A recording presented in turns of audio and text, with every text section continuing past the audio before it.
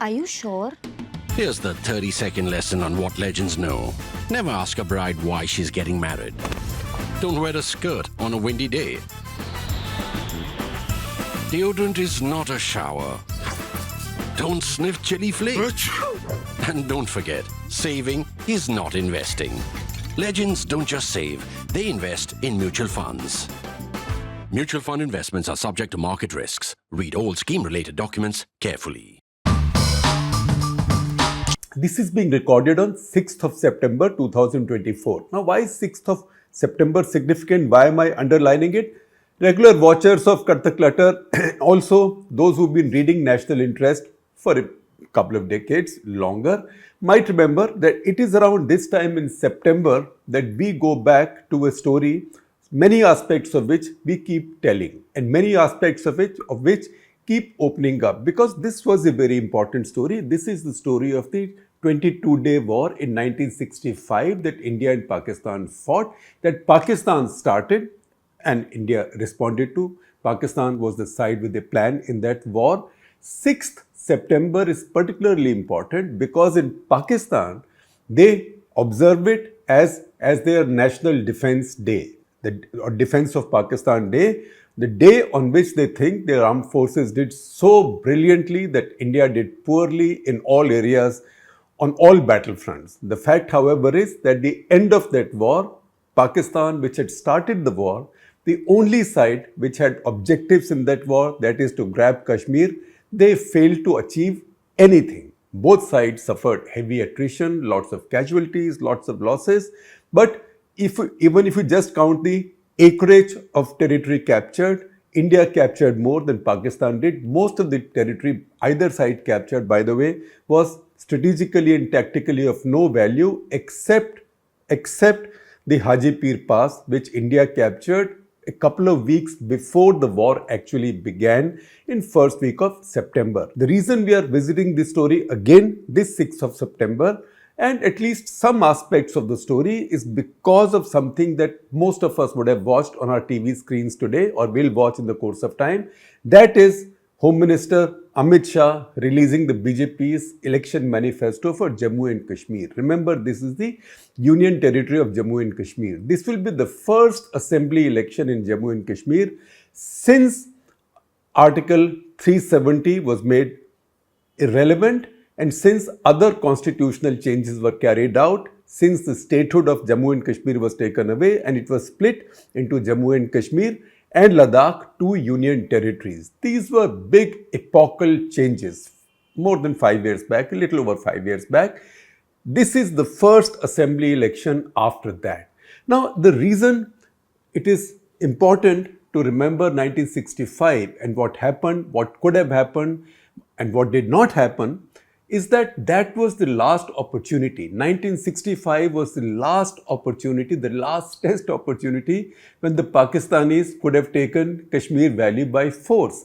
And there were reasons why they could have done it. And the reasons were, number one, they were better armed, they had better weapons, in all three dimensions. They had tanks, the Patton tanks, which were the best tanks in the subcontinent that could see at night. The only tanks with night vision. The Pakistanis had lots of fighter planes which could fight at night. India did not have any fighter planes which could fight at night. Pakistanis also had planes, F-104s, and also many Sabres which had air-to-air missiles. India did not. In fact, India's only supersonic squadron, the first MiGs, was still forming up. It still had only 9 aircraft. The rest were coming in, so they were not really operational in that sense.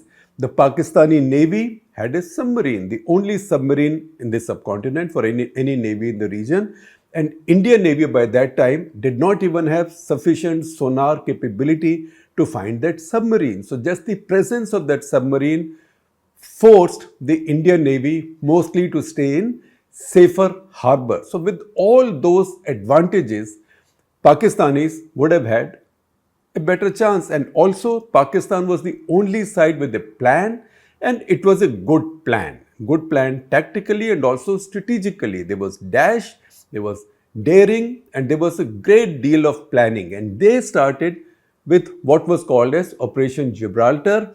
that is sending in a large bunch of infiltrators. In this time, they had a much larger complement of Pakistani army regulars than even in 1947-48, and they thought they will pour over what was then called ceasefire line, now line of control, and once again that the people of Kashmir will join them in, and they will together create such a ruckus. They'll destroy bridges, they will harass Indian Army's columns, and Indian Army will not be able to fight, and India will lose Kashmir. Now that did not happen because the people of Kashmir, rather than joining the infiltrators, actually joined forces against them. They were the ones who alerted Indian Army about these people who were coming in, and the Indian Army then soon turned the tables. There were some reverses in the beginning because you didn't know where the enemy was. But if you read Lieutenant General Harbaksh Singh's book, War Dispatches, he tells you, in fact, he gives you details of the operations of every company, of every battalion involved there in the operations to push back these infiltrators. Hundreds of them were captured, hundreds of them were killed, most of them retreated. In the process, Indian forces in hot pursuit also went over the ceasefire line and occupied Haji Pir Pass. That, I would say, besides the liberation of Bangladesh, that still remains India's biggest military achievement in any battle or war against Pakistan. Even Kargil was a situation where territory, Indian controlled territory already taken by the Pakistanis, was freed. This was not territory controlled by Pakistan captured. And in this case, this was a very strategic piece of real estate. Now, as that happened, the Pakistanis responded by expanding the war. And they expanded the war by launching what they called as Operation Grand Slam. And that was sending a large body of tanks and troops into the Cham salient. If you see that map, you can see how vulnerable India could be there. Now, the advantage the Pakistanis had was that along the ceasefire line, because of the UN resolutions, neither side could have forces beyond a certain limit, forces or tanks or artillery. But the Cham area is very close to the international border where there was no such restrictions. So the Pakistanis were able to bring in those forces there, and India's sole brigade was caught off guard, heavily outnumbered, outgunned. It so happened that a couple of days before the assault began, the Pakistani artillery attacked the entire Indian formation. Among the damage that artillery shelling, that really devastating artillery shelling caused, was the death of Brigadier B.S. Master, who was the brigade commander. A new brigade commander had just been sent in, so that brigade was still collecting itself when this big assault came. It did look at that point like the Pakistani strategy was succeeding because Indian forces were being pushed back. That brigade was really struggling, and it looked like before reinforcements could come in, before reinforcements of any size or substantive reinforcements could come in, the Pakistanis would reach Akhnur and cut off that entire region, cut off entire Jammu and Kashmir.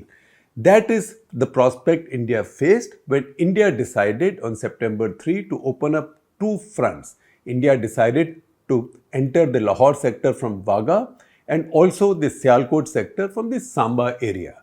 Those two major thrusts into Pakistan threatened Pakistan's major urban centers. The intention was not to occupy or lay siege around any of the big cities. The intention was to force the Pakistanis to divert resources, their forces from the Kashmir sector or Cham sector. And that's what happened, and from then on, that war mostly became a stalemate. Stalemate, a war of attrition. In the past, I have described it also as a war of mutual incompetence. In fact, I will share with you a Karta Clutter episode, I think it was 259, that we did on this. You can check that out as well. Now, the fact is, I told you the Pakistanis had better weapons, much better technologies, much better trained army. India was still recovering from the devastation of 1962. After 1962, after the humiliation, the defeat, and the death of Nehru, a new prime minister coming in who was still settling down, he was seen as weak, turned out to be not weak, Lal Bahadur Shastri, but that was the impression at that point.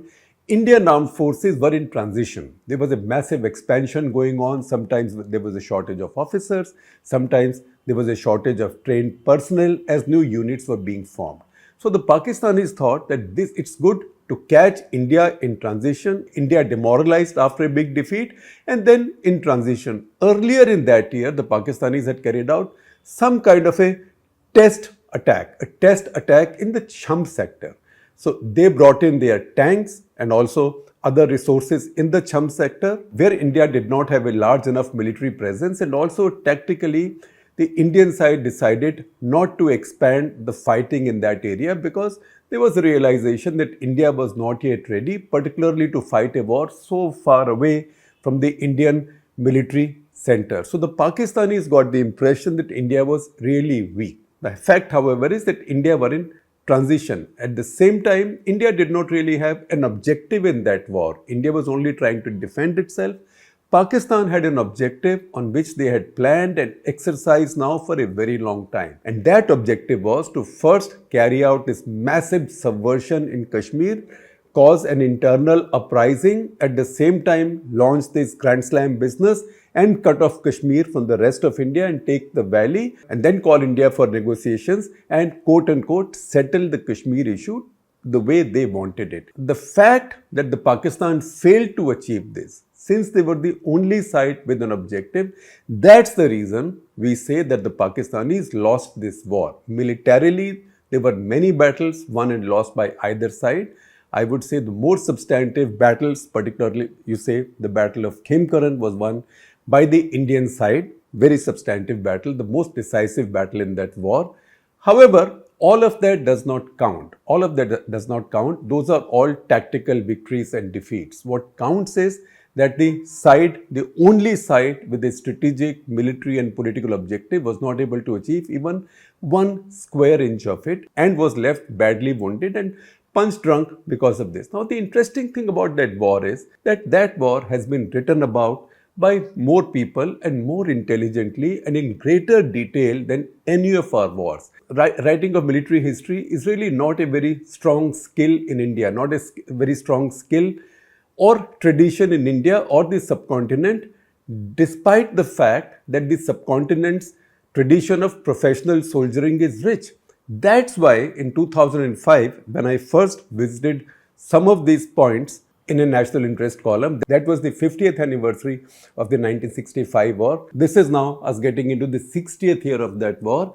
That's when Gohar Ayub Khan, who's a former Pakistani military officer, politician, speaker, foreign minister, Pakistan Muslim League, but more importantly, son of Field Marshal Ayub Khan, who was a dictator in the 60s and under whom the war in 1965 was launched. So he published belatedly, 33 years after his father's death in 1972, he published his father's memoir of sorts, Diaries of Field Marshal Ayub Khan. Like 600 pages, or all right, 599 pages, one short of 600 pages. In that, some claims were made, and those claims made headlines.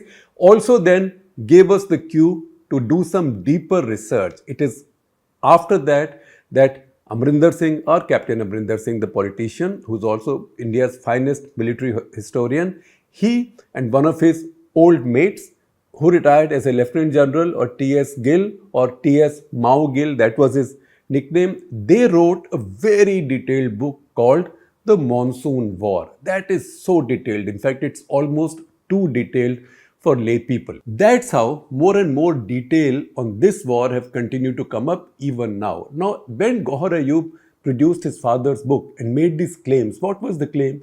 Claim basically was that in 1950s, there was an Indian director of military operations who is claimed to have passed on all of India's battle plans, war plans to Ayub for 20,000 rupees. Then he also made claims that even during 65 war, there was an Indian brigadier, and then he said this was an Indian brigadier who was from the first batch of graduates in Indian Military Academy, who was commissioned in the 4th Battalion of 12th Frontier Force, was injured in the Burma campaign and was decorated. Now, if you add it all together, it adds up to one name, and that name is Sam Manekshaw.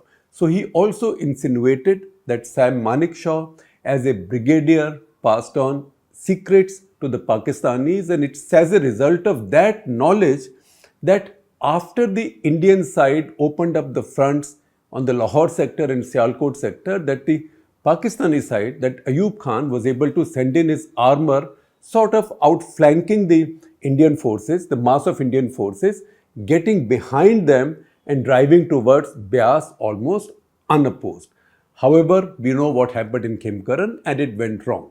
Now, the fact is that both Indian and Pakistani governments have written their official histories of the war. Nobody took much notice of what was published, particularly in India, because it was really reasonably realistic and subdued without any exaggerated claims. The Pakistanis, predictably, had a more flowery account, and that too was the cause of much heartburn and infighting within their own establishment, including military institutions.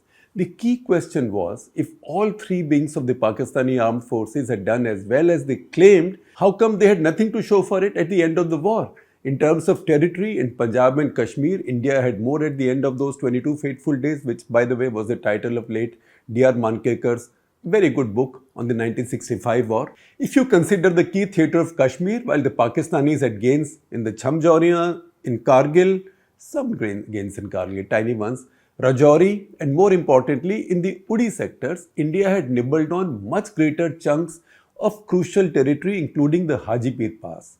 In Punjab, the Pakistanis at Khimkaran, barely an hour's drive from Amritsar those days, maybe now an hour and a half, and some territory around it, about 50 square kilometers, and the Hussainiwala enclave across the river Satluj. But India had a lot more in the Lahore and Sialkot sectors.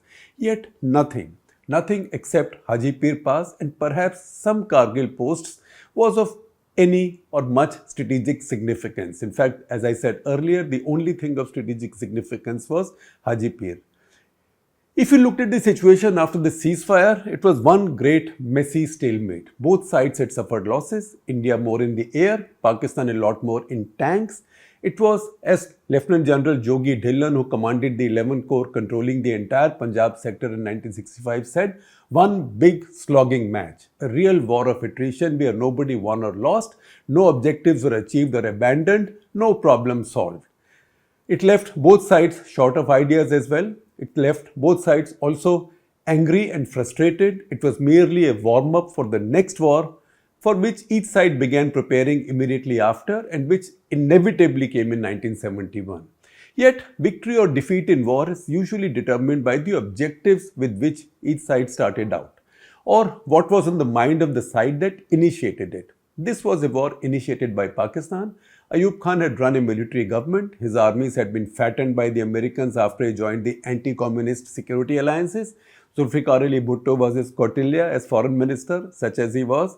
Between the two of them, they decided, and with some justification, that 1965 was the moment to strike. That is what Ayub Khan's book says, and that's what his son also claimed, that technologically Pakistan was so superior to India in 1965 that they should have definitely still won that war. That didn't happen. India was still punch-drunk after the defeat by the Chinese in the Himalayas. As I said earlier, its order of battle, equipment, deployment patterns were all changing. Nehru's rapid decline and death just the previous year had left a huge political vacuum at the exact moment when military forces were in disarray. Even the army brass was still recovering from the post-1962 purges. There were food shortages. Diplomatically, India was placed in that perilously transitional stage when the Americans had refused to supply any fighting equipment. The British had limitations and the Soviet connection was just firming up. For an entirely unprepared India, it was at best a defensive war. Only when it seemed to be difficult to defend Kashmir in view of Pakistan's near breakthrough in Cham that Shastri decided to go on the offensive in Lahore and Sialkot. There too, as I said in my early summary, there was no real objective other than to carry out probing thrusts to force the Pakistanis to move their army away from the widening assault in Cham and into defensive battles along Punjab. Apart from the real surprise the Pakistanis delivered in Cham but failed to exploit, which is the real story of the war of mutual incompetence, two other sizable assaults were carried out, one by India and the other by Pakistan. India launched its main strike force, the 1 Corps, spearheaded by its one armored division, then India's only armored division in Sialkot sector. And while it did have some territory to show for at the end of the ceasefire, it was engaged in a series of battles of attrition with the Pakistani 6th Armored, and the joke was that it moved at the rate of a kilometer a day, which actually is a reality. The best critique of those operations, the assault of 1 Corps and 1st Armored Division, is found in Lieutenant General Harbaksh Singh's war dispatches. He was commanding all those forces, and these are very honest accounts. Indian commanders, including the Armored Division Commander Major General Rajinder Singh Sparrow, who later became a Congress MP, have, however, acknowledged that the assault had no real objective, least of all besieging Sialkot, no objective other than of engaging the main bodies of Pakistani forces in Punjab to relieve the pressure on Kashmir. The Pakistani tank assault, however, was a more purposeful one. This achieved surprise again at Khimkaran in Punjab. How they did so is a question that Indian military historians have to answer. Gohar Ayub made the claims, obviously, that he did. Why was the flank of our forces across Lahore kept unprotected? And how did the Pakistanis know? How did they know that we had so little armor there? This is what Gohar credited his father with having prior information of. The idea was to get into the rear of the Indian formations in Amritsar and Lahore sector and then cross the Beas River and who knows, head for Delhi. This had begun so well as to inspire Ayub's famous boast of sharing a toast or of raising a toast at Delhi Gymkhana.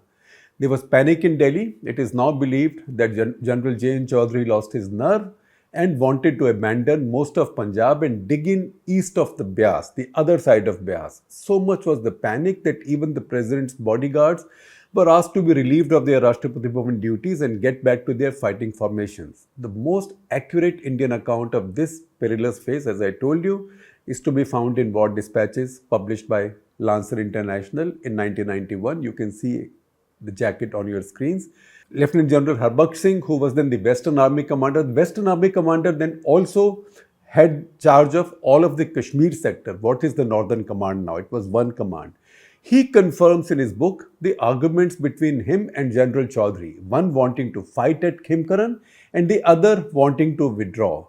Harbaksh won the argument. The larger objective now was to destroy Pakistani armor, and he laid a trap for the overconfident Pakistani tank force, breached some canals to flood vast stretches of land, forcing the Pakistanis to drive through a narrow area which became a killing ground on a moonlit night. He also had one brigade of armor freed up from Indian 1st Armored Division in Sialkot sector to come in there. The truth is, no real tank battle took place at Khimkaran on September 10, 1965. It was a massacre that left behind the famous Patan Nagar at Bikhibind.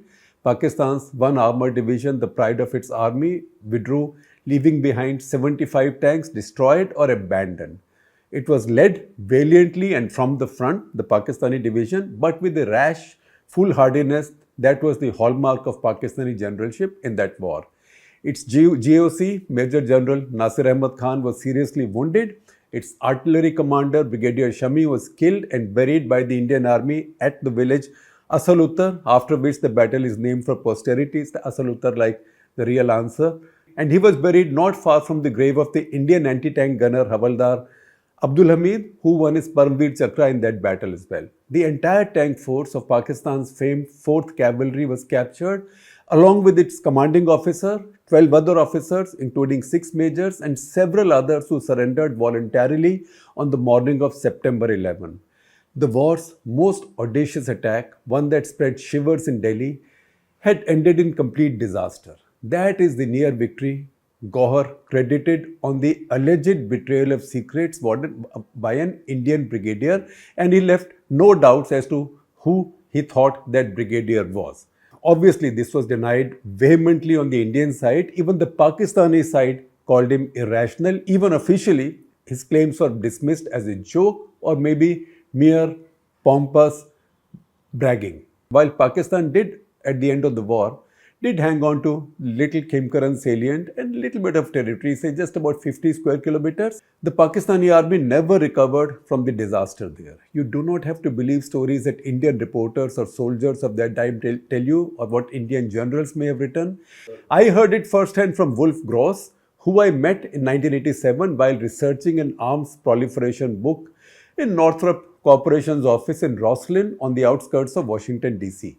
In 1965, Gross was one of the military attaches with the US Embassy in New Delhi and was in the first group of foreign diplomats to be taken to see Patan Nagar, as it was called. It was the real thing, he said. As a sharp-eyed soldier, he could see how, for India, it was such a near thing as well. The Pakistani assault was brilliant in conception and initiation, but all this turned into suicidal stupidity in the euphoria of initial successes. I cannot conclude this, however, without mentioning another little tale of my own. Researching the same book, which never got written regretfully, I met retired US Colonel T.N. Dupuy, who ran a curiously named consultancy called Historical Evaluation and Research Organization, namely HERO, Historical Evaluation and Research Organization. My line of questioning was predominantly to figure out how India and Pakistan make their arms purchase decisions. And he told me the story of 1965. The Pentagon, he said, was very worried after the war. Why did the pattern not live up to its reputation and promise? Why did so many Pakistani soldiers, well-trained Pakistani soldiers, to NATO standards, abandon fully operational tanks? He and his hero, his group, were engaged to study this. His conclusion was that the tank, then with a petrol engine, caught fire rather easily, and the Pakistani soldier had the fear of dying by fire. At least that is how a story spread. Maybe it was a mythology that this is a petrol tank, this will burn very quickly and you will die by fire. His study, he claimed, led to future American tanks being built with diesel engines. I was never able to check that story out with all the sources, but the facts of history would establish that fascinating connection between the senior and junior Ayub's claims and plans, all the books written on the Indian side, all the accounts, the spectacular advance by the Pakistanis in Khemkaran, and then the destruction of the pride of Pakistani armor at Khemkaran, and the dieselization of the American tank industry.